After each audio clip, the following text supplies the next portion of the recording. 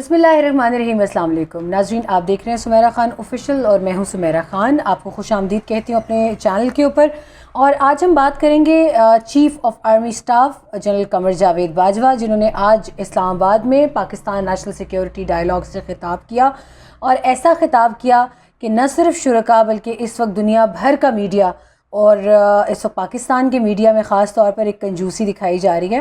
مگر مجھے نہیں اندازہ کہ پاکستان کے اپنے میڈیا کو اتنی ملک دشمنی کی کیا ضرورت آن پڑی ہے یا کیا وجوہات ہیں کہ جو انہوں نے اتنی پازیٹیو بات چیت کو اتنے ایک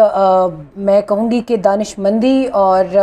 انتہائی عقل مندانہ جتنی بھی اس کے اندر چیف آف آرمی سٹاف کی آبزرویشنز تھیں، ایک نیوٹرل طریقے سے وہ تقریر جو میرے حساب سے ایک سول لیڈر کو کرنی چاہیے، وہ ایک آرمی کے جو ہے سپہ سالار کی جانب سے آ رہی ہے، اور اس میں وہ تجاویز ہیں جو خطے کے دیرپا امن اور قیام امن کے لیے بہت ضروری ہیں۔ مگر پاکستان کے میڈیا نے ایک مرتبہ پھر بہت ڈنڈی مارتے ہوئے اس کو ایک بہت ہی ایوریج کوریج دے کے اور پھر اس کو نارمل روٹین کی خبروں میں شامل کیا۔ مگر اس وقت ویسٹرن میڈیا اور دنیا بھر کے میڈیا میں اس تقریر کا چرچا ہے۔ جنرل قمر جاوید باجوہ نے آج فرنٹ فٹ پر آ کر کھیلتے ہوئے انہوں نے نہ صرف بھارت کو مذاکرات کی دعوت دی، بلکہ انہوں نے کہا، ان کا ایک جملہ جو بہت مجھے خوبصورت لگا، میں اس کو کوٹ ان کوٹ کرنے کے لیے آپ کو پڑھ کر سنا دیتی ہوں کہ انہوں نے کہا کہ مسئلہ کشمیر کے منصفانہ حل کے بغیر خطے میں امن ممکن نہیں۔ اس کے علاوہ چیف آف آرمی سٹاف کی ایک بہت خوبصورت بات جو انہوں نے اپنے خطاب میں کہی، شرکاء بھی وہاں موجود تھے، ہم لوگ وہاں اس ایونٹ پہ موجود تھے، انہوں نے کہا کہ نیشنل سیکیورٹی صرف اندرونی اور بیرونی خطرات کا مقابلہ کرنا نہیں، اس کا مقصد وقت کے ساتھ مختلف محرکات کا مقابلہ کرنا ہے، اور ان کا اشارہ جو ہے وہ واضح طور کے اوپر ہائبرڈ وارفیئر اور ففتھ جنریشن جو ایک جنگ مسلط کی گئی ہے پاکستان کے اوپر، apart from the kinetic measures, اس کے اور ٹیکٹیکل جو وار ہوتی ہے اس کے علاوہ ففتھ جنریشن وارفیئر جو ہے، ہائبرڈ وارفیئر جو ہے وہ پاکستان کی نئی نسل پر مسلط کی گئی ہے، تاکہ یہ پاکستان کے حوالے سے نیوٹرلی کچھ سوچنے کے قابل نہ رہیں۔ چیف آف آرمی سٹاف کا یہ بھی کہنا تھا کہ نیشنل سیکیورٹی ڈائیلاگ وقت کی اہم ضرورت ہے، اور قومی سلامتی کو یقینی بنانا صرف فوج کا کام نہیں، یہ کثیر الجہتی عمل ہے اور اس میں قوم کا اہم کردار ہے۔ موجودہ حالات میں پاکستان کو کئی چیلنجز کا سامنا ہے، ان چیلنجز سے نمٹنے کے لیے علاقائی اور عالمی تعاون کی ضرورت ہے۔ یہاں سے شروع ہوتا ہے علاقائی اور عالمی امن کی، جب انہوں نے بات کی تو یہاں سے آگے انہوں نے یہ بھی بات کی کہ پاکستان خطے میں ایک ذمہ دار ملک ہے، اور اس میں یقیناً کوئی شک نہیں ہے۔ وہ لوگ جو ونگ کمانڈر ابھینندن ورتمان کی رہائی یا ان کے ملک واپس بھیجے جانے کے عمل کو بزدلی قرار دیتے رہے، یہ پاکستان کا وہ عمل ہے جس میں آپ کو ہم یہ بتاتے ہیں کہ پاکستان نہ صرف ایک ذمہ دار ملک ہونے کا دعویٰ کرتا ہے بلکہ وہ ذمہ دار ہے بھی، اور ہر مرتبہ پاکستان نے یہی ثبوت دیا کہ یہ وہ ملک ہے جو امن کو ہمیشہ ایک اور چانس دینے کا خواہاں رہا ہے۔ اور یہی ہمارے سپہ سالار کا بھی کہنا ہے آج کے خطاب میں، کہ انہوں نے کہا کہ سیکیورٹی خطرات کے باوجود دفاع کے اوپر کم خرچ کر رہا ہے پاکستان، اور ہمارا پڑوسی جو کہ بہت جارحیت کی نیت رکھتا ہے، ان کی ہمیشہ نیت یہی رہتی ہے، ان کے سیکیورٹی چیلنجز کے باوجود پاکستان ہتھیاروں کی دوڑ میں شامل نہیں ہوا، کیونکہ سیکیورٹی اخراجات بڑھانے کے لیے انسانی ترقی کی قربانی دینا پڑتی ہے۔ خطے میں قیام امن سے دیگر ممالک کی خوشحالی جڑی ہے، حل طلب مسائل پورے خطے کو غربت میں دھکیل رہے ہیں۔ پاکستان کی جیو پولیٹیکل حیثیت خطے میں معاشی ترقی کا باعث بن سکتی ہے، اور امن ہوگا تو معیشت مضبوط ہوگی، تمام ممالک امن سے رہ سکیں گے۔ یہاں غور کرنے کی بات کیا ہے کہ چیف کا کہنا ہے کہ بھارت کو اب سوچنا ہوگا کہ نہ بھارت ترقی یافتہ ملک ہے، نہ وہ سپر پاور ہے۔ جو سپر پاورز ہیں اس پورے دنیا کے اندر، ایون ان کے ہاں بھی غربت کی بہت ایک ناگفتہ بے صورتحال ہے، جو کہ وہ چھپا جاتے ہیں، یقیناً بات یہ تاکہ ان کی ایک جو امیجری ہے وہ ٹھیک رہے۔ مگر بھارت اور پاکستان کو بھی سوچنا ہوگا کہ وہ اپنے غریب عوام کا منہ کا نوالا چھین کر ہتھیاروں کی دوڑ میں شامل نہیں ہو سکتے، نہ یہ دو ایٹمی ممالک جو ہیں وہ اس کے متحمل ہو سکتے ہیں۔ ان کا کہنا تھا کہ ہمسایوں کے ساتھ تمام تنازعات پرامن اور باوقار مذاکرات سے حل کرنا چاہتے ہیں۔ پاکستان اور بھارت میں کشیدگی کی بڑی وجہ مسئلہ کشمیر ہے، کشمیر کے منصفانہ حل کے بغیر امن ممکن نہیں۔ وقت ہے کہ ماضی کو دفن کر کے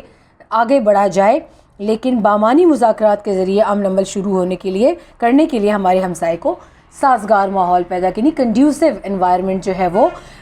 پیدا کرنا ہوگا۔ جنرل قمر جاوید باجوہ نے یہ بھی کہا کہ افغانستان میں امن، خطے میں امن کی ضمانت ہے، اور افغانستان میں امن کے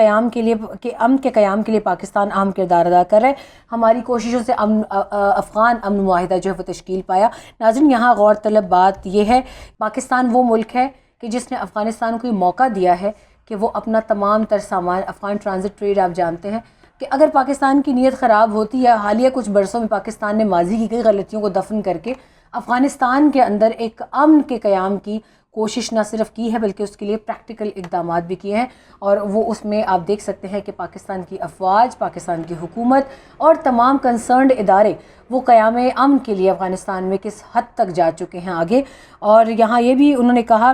کہ ہم نے افغانستان کو دعوت دی ہے کہ وہ سی پیک کا حصہ بنے۔ یہ آج کی تیسری بڑی خبر تھی کہ افغانستان کو سی پیک کا حصہ بننے کا کہا گیا ہے کہ بس چھوڑ دیں یہ لڑائی جھگڑے، یہ پراکسی وار، یہ ایک دوسرے کے خلاف سازشیں، اور جو آپ اپنی سرزمین ہمارے خلاف استعمال ہونے دیتے ہیں۔ ملا فضل اللہ اس کی زندہ مثال ہے، امر اللہ صالح اس کی زندہ مثال ہے، داعش سے پاکستان میں اٹیک ہوتے ہیں وہ اس کی زندہ مثال ہے، ہماری ایف سی کے کتنے جوان شہید ہوئے ہیں وہ زندہ مثال ہے۔ کیا اس سب کے باوجود آپ کو کیا لگتا ہے دنیا نہیں جانتی کہ افغانستان کے ذریعے پاکستان کا امن سیبوٹاج کرنے کی کون کوشش کر رہا ہے؟ چیف آف آرمی سٹاف کا افغانستان کو بھی کہنا تھا کہ چھوڑ دیں سب کچھ اور ترقی کا حصہ بنیں، اکنامک پراسپیرٹی کا حصہ بنیں۔ اس جنگ سے کسی ملک، خواہ وہ پاکستان ہے، خواہ وہ بھارت ہے، خواہ وہ افغانستان ہے، خواہ وہ ایران ہے، اس سے کسی کو حاصل نہیں ہونا کچھ۔ سی پیک جو ایک اکنامک کوریڈور ہے، اس کے علاوہ بھی بہت سے منصوبے ہیں، آپ اس کا حصہ بنیں۔ اور یہی وجہ ہے کہ پاکستان نے افغانستان کے شہریوں کا مکمل ترین کمپیوٹرائز ڈیٹا جو رجسٹر کیا، اور ان کو جو اسمارٹ کارڈز کا اجرا ہے وہ بھی آپ نے کل پرسوں میں خبر سنی ہوگی۔ یہ بہت بڑے اقدامات ہیں۔ کیا بھارت یا کوئی اور دوسرا ملک خطے کا یہ کرے گا ریفیوجیز کے لیے؟ کبھی نہیں کرے گا۔ بھارت وہ ملک ہے جس نے آج تک کبھی افغان ریفیوجیز کو اپنے ملک میں گھسنے نہیں دیا، اور اگر ہوں گے بھی تو اکا دکا ہوں گے، ان کو بھی صرف اپنے مقصد کی تکمیل کے لیے رکھا ہوا ہے وہاں پہ۔ تو یہاں افغانستان کو بھی جاگنا ہوگا، اور وہ جو پرانے کتابوں کے چیپٹرز چل رہے ہیں ان کو دفن کرنا ہوگا۔ یہاں سربراہ پاک فوج کا یہ بھی کہنا تھا کہ آج دنیا کو مختلف طرز کی دہشت گردی کا سامنا ہے، اور ہم دہشت گردی کے خاتمے کے لیے ایک طویل جد و جہد کے بعد منزل کے قریب ہے۔ دہشت گردی اور انتہا پسندی پر قابو پانے کے لیے کم ترقی یافتہ علاقوں کو ترقی دی جا رہی ہے، یعنی پاکستان نے اپنے حصے کا کام 2 دہائیوں سے شروع کر دیا ہے۔ فاٹا، ارسفائل فاٹا جو اب خیبر پختونخوا میں ضم ہو چکا ہے، اس کو دیکھ لیں آپ، پاکستان کی تمام افواج کو دیکھ لیں، Pakistan air force, Pakistan navy اور ہماری مسلح افواج، تینوں مسلح افواج جو ہیں وہ اپنی اپنی کیپیسٹی میں ہر کوئی نہ کوئی ایسا علاقہ وہ چن لیتے ہیں پاکستان میں جو پسماندہ ہے۔ فورٹ منرو میں ابھی آپ نے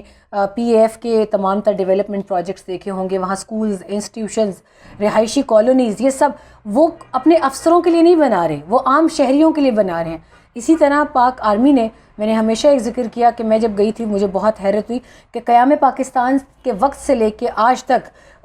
تیرا ویلی میں ایک ہی ایجوکیشنل انسٹیٹیوٹ ہے جو کہ پاکستان آرمی نے بنایا ہے، اور پائندہ چینا انسٹیٹیوٹ ہے جو بہت بڑا ہے، اور اتنا بڑا ہونے کے باوجود وہاں پر تعداد سیٹس کی کم پڑ رہی ہے کیونکہ وہاں کے بچوں کو کبھی اتنی سہولیات میسر ہی نہیں آئی۔ تو یہاں میری سول گورنمنٹ سے بھی گزارش ہوگی کہ دور افتادہ علاقوں میں پاکستان آرمی کے ڈاکٹرز اور اساتذہ مجبور ہیں سرو کرنے کے لیے، کیونکہ سویلین کیپیسٹی کے لوگ آتے نہیں۔ یہی سوال میں نے اس دن صدر پاکستان سے بھی کیا تھا کہ آپ اپنے چاروں صوبوں میں وفاق کے جو نمائندگان ہیں، گورنرز، ان کو مجبور کریں کہ وہ دیہی علاقوں میں جا کر اپنی صوبائی حکومتوں کی تمام تر پرفارمنس چیک کریں اور رپورٹ کریں واپس وفاق کو کہ 18ویں ترمیم کے ذریعے منسٹریز کو کی ڈیولوشن کا کیا فائدہ ہوا، کچھ فائدہ ہوا یا نہیں۔ اگر آج بھی یہ وقت ہے کہ فاٹا کے علاقوں میں یا بلوچستان کے علاقوں میں وہاں کے اپنے پڑھے لکھے لوگ جو ہیں وہ جا کر سرو نہیں کریں گے، میں بھی بلوچستان سے بھی ہو کر آئی ہوں، فاٹا کا بھی میرا ایکسپیرینس ہے، بارڈر کے علاقوں میں نے دیکھا ہے کہ پاکستان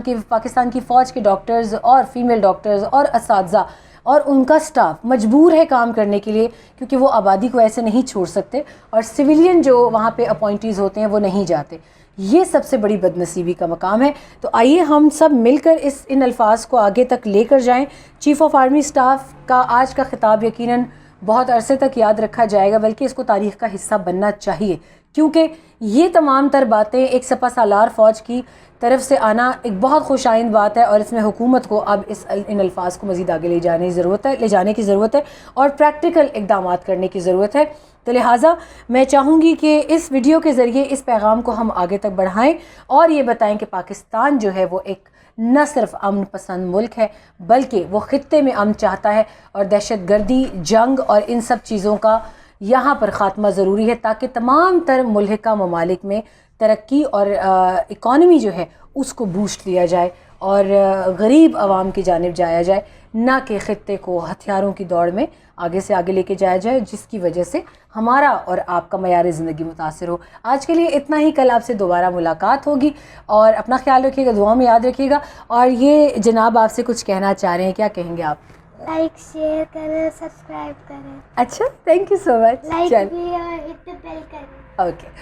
تو آپ سے دوبارہ کل ملاقات ہوگی۔ امید کرتی ہوں کہ ویڈیو پسند آئی ہوگی، رائے سے آگاہ ضرور کیجیے گا، اپنا خیال رکھیے گا۔ اللہ حافظ۔